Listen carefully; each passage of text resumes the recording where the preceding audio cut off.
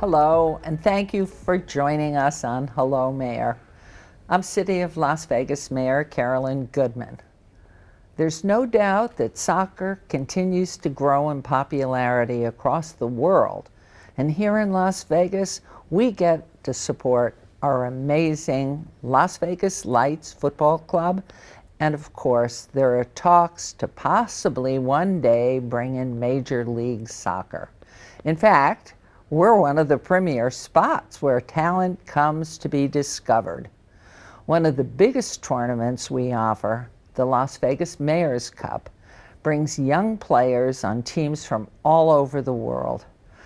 I'm joined by tournament directors Bob Briare and Roger Tabor today. So welcome and thank you both for being here. Am I a lucky girl? It is good to be the mayor. I got these two guys who do so much for our community. So Roger, give us a little bit about your background, how you ended up here, and why you're connected to soccer. Okay, I'm glad to. Thank you. I was born here in Las Vegas, and my family dates back to 1944. Wow. And we grew up in a town which, or at a time when the town was, we were outside of town. We were at the west end of town, which today I still live in the same neighborhood, and many of my friends consider us downtown. So just to give a perspective how much the town's grown. But I've been a McNeil my whole life, basically. Wow. I started school over at Our Lady of Las Vegas, which they had the CYO programs, and the CYO parents wanted to bring something besides tackle football, and they introduced soccer. So I literally played on an experimental team of youth soccer when it started here in this community. And so for 6 weeks in a row, Our Lady of Las Vegas played St. Francis de Sales, and that was the league. And from then, the leagues have grown, and I was expanded part of it, and I was fortunate enough to be a good enough soccer player that I could play college at UNLV. And that's the good news, because I was not a good enough student to be a student at UNLV. But trying to stay eligible and trying to be competitive, I eventually learned something and had a great career here as an investment advisor. Spent 35 years doing that, and had one of the practices top 1% in the country at the time. So I give soccer credit for it. Soccer and good parents. And good parents. Right. Thank you for reminding me of that. But soccer changed my life and gave me a lot of opportunities. So with that, I've always felt that I had an obligation, if you will, to pay back to the community and bring back soccer so the next generation had the same kind of opportunities I had. So that's simply phenomenal. I had no idea you were born here and that your family was here in the 40s. So, I mean, that's exciting for us. And Bob, tell us a little bit about your background. Well, like Roger, I was born here and I grew up within a quarter mile of where I live now. And I've got many know I have a twin brother, and along with three other brothers and a sister. So we were a big family, and Roger lived on the other side of Charleston. So our families knew each other. We all had a brother or sister that had school. We went to school together and stuff. So I've known Roger for more than almost like 55 years. I've known Roger, and so. I went to Clark High School here in Las Vegas, and then went to UNLV, and unfortunately I was not a good enough soccer. I played soccer, but I was not good enough to play for UNLV. We as a lifelong resident, I've always been a huge fan of soccer, and originally worked in hotel and hospitality here.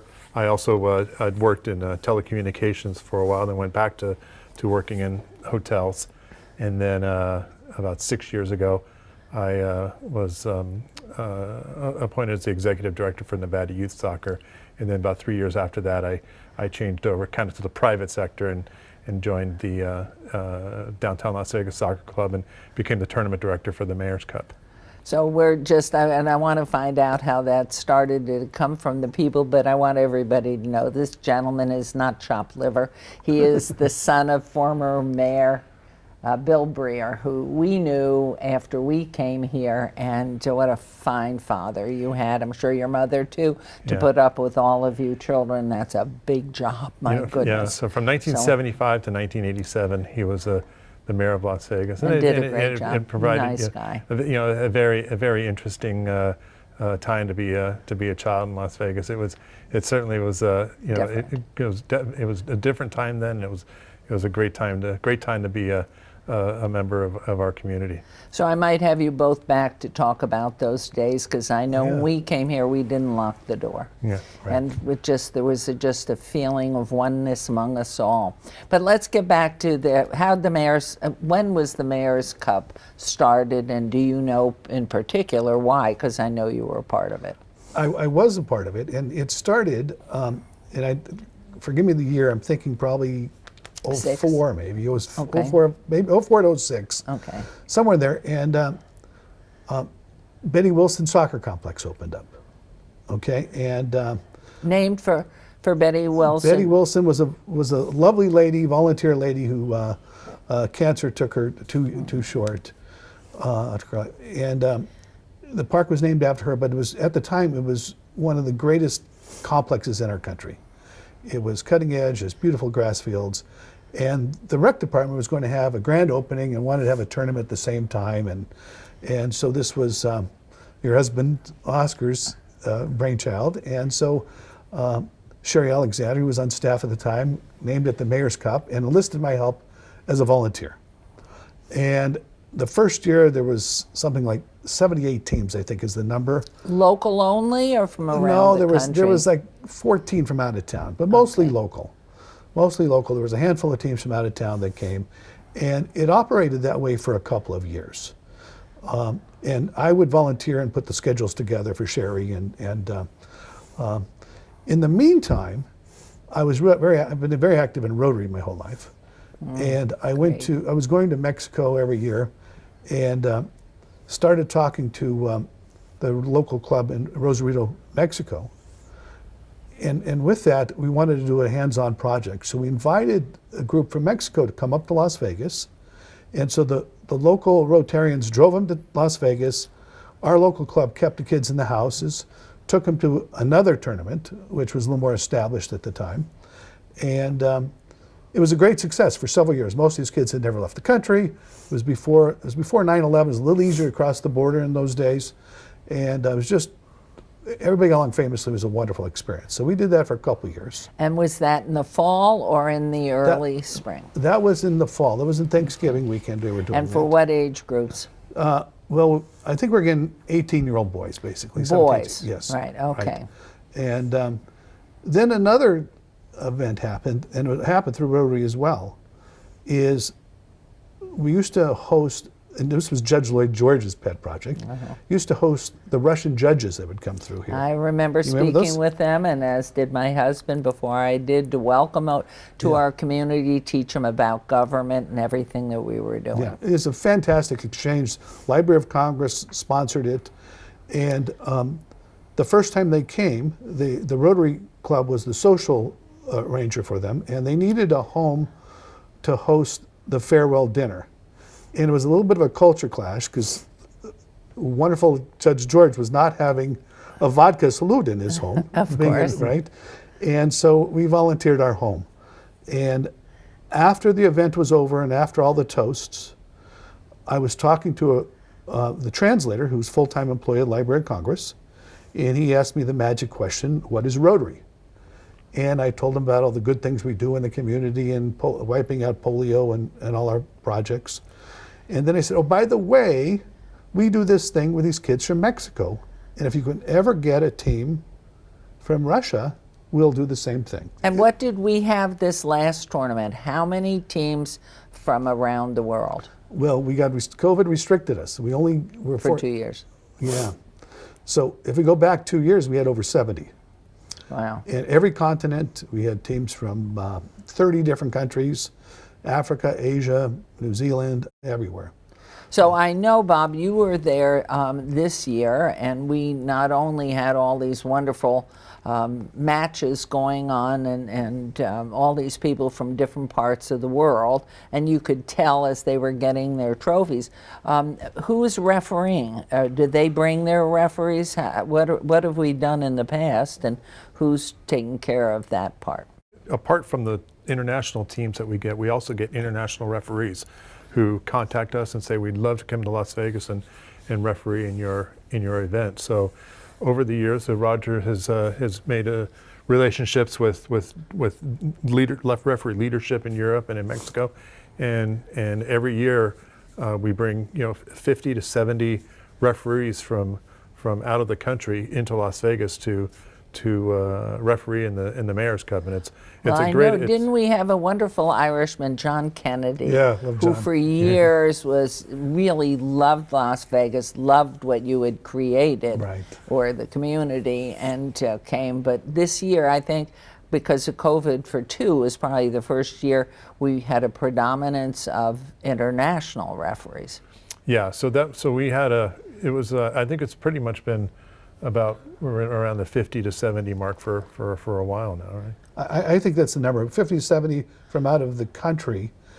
Basically, two groups out of Europe and a group out of Mexico that come, and then supplements the local pool. Obviously, there's a big local pool of referees that referee our event as well. So I think we have about 300 referees to cover all the shifts of the tournament. So to start way back in 2004 or 6, with two teams coming in, or teams just a few from Mexico, to where we are now, the numbers. We have, talk about the two tournaments. You have fall and you have February. And then when did the girls, go girls, when did the girls come into the play? So our October tournament is both boys and girls, and it's from 8-year-olds until 16-year-olds. In the fall? In the fall. Okay. All right, and then. And international as well as national? Yes, but not as many international, and just because It's a lot of younger. we're a lot of international girls teams. It's much easier to get an international boys team here than girls. But then we used to have them together for our college showcase in February, girls and boys. But it got so big, and the girls coaches and the boys coaches are different for colleges, so we decided to separate them. And so we have the boys international showcase on President's Day weekend, and then the following weekend is the girls college showcase. Is that fascinating? This is when you said colleges, so there are recruiters coming in February? Oh yeah. In February we have hundreds of college coaches that are here to recruit for their colleges, and hoping to. They're either been contacted by a player, said, "I'm going to be playing in the Mayor's Cup. I'd like you to come out and watch me," or the coach that comes out and he's looking for a diamond in the rough that he can add to his team. So we've had, it was very successful, particularly the girls' weekend. We had so many college coaches out this year.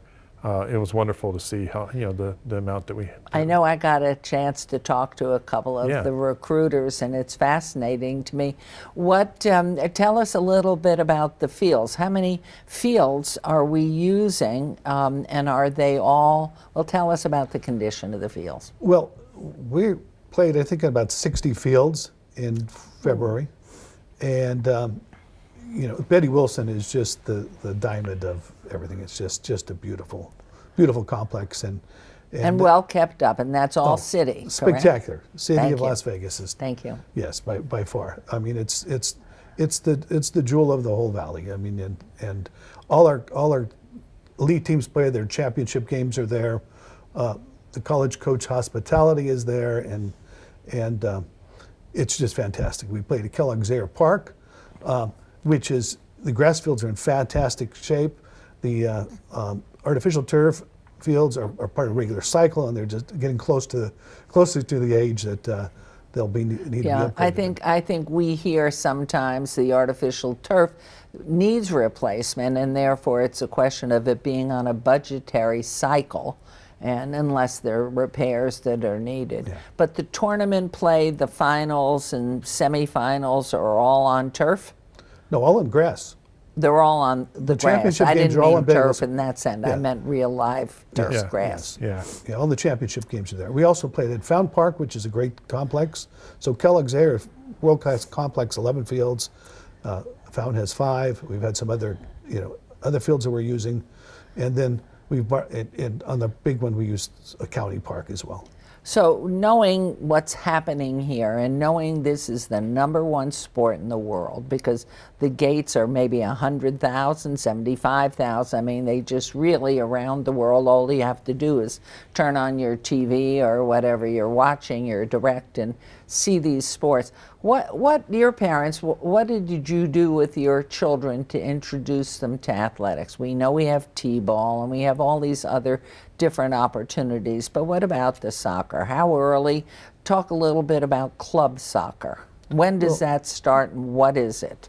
Well, let's kind of separate those just for a moment, okay? Okay. I'll tie them in together, but you can start kids in soccer at 4 or 5 years old because the instructions are real simple. We go that way, right? And we don't use our hands. Yeah. And then there's always treats. So really, there's 3 rules to little kids. I have a grandson who just followed the crowd running back and forth. He was 4th, and he was 4 years old, and all he did was, I don't even think the ball was there. And they're just happy, right? They're just Right, happy. they're happy and Right. they're running. I love it. And so club soccer it means different things to different No, but people. where does the 5-year-old child, where does the family, the parent, find the opportunity for their 5, 6-year-old to get into game? Well, you can do this in the Parks and Recreation. City of Las Vegas has a Parks and Recreation program that kids can sign up in. And we've always felt that downtown soccer is an extension of that program. We have if parents want their child to train 2 or 3 times a week or participate 2 or 3 times a week, then they could get kind of involved in the club. So they call the city, get downtown soccer's number or email or whatever, or you have your own? We have our own website, our own email, our own social media. Downtown soccer. Downtown Las Vegas soccer. Excuse me, downtown Las Thank Vegas you. soccer. Okay. But then youth soccer goes all the way up to 19 years old. But there's clearly a pathway for kids to, just sign up and participate, to the point where they participate and learn the game and compete, to a more competitive, and then these kids are playing in this college showcase where there's lots of opportunities. Now, are they separated boys and girls right from the beginning, or are there mixed teams when they're little? There's some mixed teams. They try to separate them, but at a certain age, it becomes obvious that they have to be separated. Physically Right. change. But there's lots of co-ed at the 4 or 5 years old. I mean, our teams will be co-ed at 5, 6, 7-year-olds. Okay, now at what point does a parent say, my child loves this, I love it for my child? I hear there's a thing called club soccer. How important is that for a child who grows to really have a potential for college or whatever? Yeah. So And where does it start? What age? usually it probably starts around the 9 or 10-year-old, maybe, that they'll want them to start. They want them to do it. And I always, personally, I with my children, I would let them play whatever sport that they wanted, even though my heart was with soccer. And I've got 3 girls that all played soccer, and the oldest one was good, but not good enough to play in college. The second one was better, but she ended up going to the lacrosse. And that's coming here now. I Yeah, understand yeah, lacrosse yeah. coming through from Yeah. San Diego area, that we're going to be having more and more lacrosse in the schools. Yeah, and then my youngest one was very good in soccer too, but they did dance and other things too. But so I think it's kind of a thing. If a child really enjoys soccer and wants to play it, then the parents are fine to continue on in a club soccer format. But I would let them try everything. Try baseball, try basketball, try everything, because you never know. If the greatest baseball player in the world is playing soccer, you would never know. And vice versa. The greatest the greatest soccer player in the world right now might have chosen basketball, and now they're the star of the basketball Right. team. Yeah. So with the clubs, how does one go about finding, is that a competitive, and do you pay for club soccer as a parent, and how do you determine, or is it just throw it to the wind? So let you yes. You pick it. I So- know I gave let you you a go hard there. one there So, too. club soccer, it is a pay to play. Okay. So you're typically with With scholarship available? and some clubs offer scholarships or Financial assistance to those who can't afford it. And so, like with our club, we have a very low club fee, a very low money that comes to the club for administrative things like that. And then And where does most that of the fees money come from? Does that come from from the the city? parents, from the parents, okay. parents. And then the rest of the money they pay is actually coaches' fees, because we have very qualified coaches in our organization. So Excellent. so they're paid coaches, and we really focus on the development of players. Well, not only players, but we at downtown want to develop good citizens first. So good citizens, and then and good soccer players. And the pathway, we have probably 5 or 6 players now who have gone on to professional academies, who are young players still, 15, 16, 17 years old, who are playing on MLS academies right now. And then That's Major League Soccer. yeah, and then we actually, I think we have 2 players playing in Major League Soccer now. And then over the past 3 years, Downtown Las Vegas Soccer Club has had over 60 players to go on to play college soccer. So. That's absolutely an unbelievable statistic. How are parents? I know in Little League, parents can get really involved and not so lovely. Are soccer moms and dads equal to that level, or they tend to be better and more polite? Or is it still the same competitiveness? And parents can't help it. Yeah. It's, It's tough? unfortunately, you see that You in do. soccer a lot. Okay, so let's Right. move on. So, I don't want yeah, to talk about yeah. that. Okay. But the reality is, do you go out and recruit for the downtown Las Vegas soccer? Do you work with the Clark County School District in their athletics to promote soccer, or does Clark County School District just have their own teams? The Clark County School District won't allow us to distribute marketing materials. Oh, And so we kind of work around outside that. We have an office on Valley View, and we have a sign up there that says, come on in. But with that, Valley View and what? Valley View near Charleston. Okay, Valley on the north. Which corner? It's north. It's what's our? I don't even know. Yeah, 900 you. South Valley View, or 900 South Valley View. You'll just find north, it, forget just it. north of 100 Charleston. yards north of Charleston. Charleston. Okay, north of Charleston. Right, And right. so for a parent, and because the school system right now, and coming off of COVID and not having busing and everything else, Right. what would be the opportunity? Only through the club soccer that we offer at the downtown? Well, the opportunities come, there's varying levels of opportunity. Where your rec program is a little more seasonal, the club program is the longer year. It's better part of a year, it's 8 or 9 months. And always after school? I mean, can you Always give after some, school. or is it only on the weekends? When It's is after club school, soccer? It's after school and weekends. But we work with the YMCA very closely, which is around the corner from us. We put on clinics over there. A lot of the kids we get are word of mouth, and they see what we're doing. Do you have to live in Las Vegas, or can you live in the Southwest or in Henderson and come in and play if the parent or someone can get the child? We've actually had kids commute from Laughlin and Pahrump to play in our club. Yeah, in Kingman, but for the most part, they're within a footprint. I mean, we're located downtown. The fields that we practice are pretty much downtown. And Cragen Park and the YMCA and the Renzi Park, and so it's also a thing of an issue of convenience for the parents. So if they can shorter the drive, the more attractive it is for the family. Course. So most of our kids are within a couple mile range of that. So talk a little bit about the psychology for the parent to have a child play soccer, get into one of the clubs or one of your program. Talk a little bit about what it does for me with a child that I want to see develop soccer skills because I need some help for college. Well, I would just start that what it really For you. for me, okay. The real benefit is it teaches kids to athletics in a safe environment where they can accept instruction. They learn how to be a good teammate, That's important. and they get put in position of adversity, and they learn how to overcome a little bit of adversity, and they can actually correlate hard work with rewards, and that could happen in any sport.